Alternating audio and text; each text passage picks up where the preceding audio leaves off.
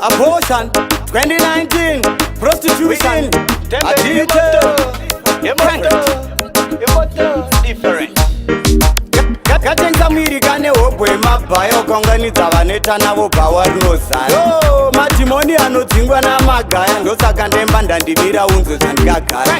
Zorwadza semuripo 10 pamusikana makaita karaini muchichinjana kushanya. Mumwe anoyamona zikachidziya mushana, mumwe anobatika skatenika kwenda kunoshama. Vamwe ndovedhipa zikakwenda kunorara, saka palavu gemu unatambo wakangwara. Wakuda baby these days tango ambotsanya, 40 days ukasadaro wangu unogwara.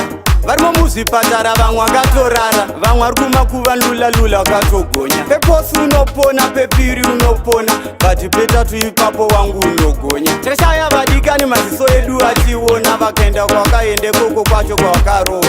Hapana kana wani wavakambofona, ndakuruma nzeve ndiri wako wangu ingoona. Zingizi gonyera pamwe ndakuchuna imbotyora, tiri maruva muridzi akadhinwa nongotyora. Ungabize sei mumwe musi unotopora, usati kangolaika kese kese wakutorora. Ndipost onion, exercise caution, kaswera kakuchemedza kungokucheka onion. Kasanganisa masabhuku machairman, kumasabhabha kusvika geto yuti kurotation. Panokwirira munhu wese kunge pastation, ndotubebi twaisa zvirwere parotation. Vapfuura nepo vakupfuura 1000, it's more than apa ingori estimation. Kadhaka geto kunge elevation, ukaita muwira mombe munonosangana pajunction. Dai pasinodirurusi ndaizvipa sanction, but ndakupa iwewe free admission.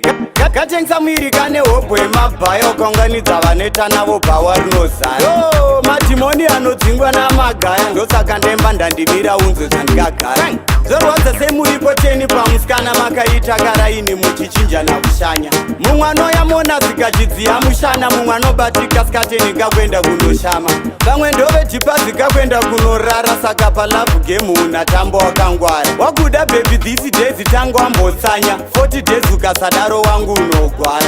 Varimo muzvipatara vamwe vakatorara, vamwe vari kumakuvandula vakatogonya. Peposi unopona, pepiri unopona, bati petatu ipapo wangu unogonya. Teshaya vadikani maziso edu achiona, vakaenda kwakaende koko kwacho kwavakarova.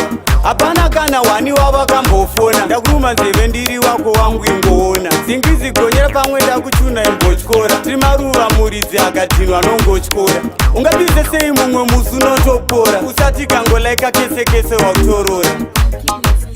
Exercise caution.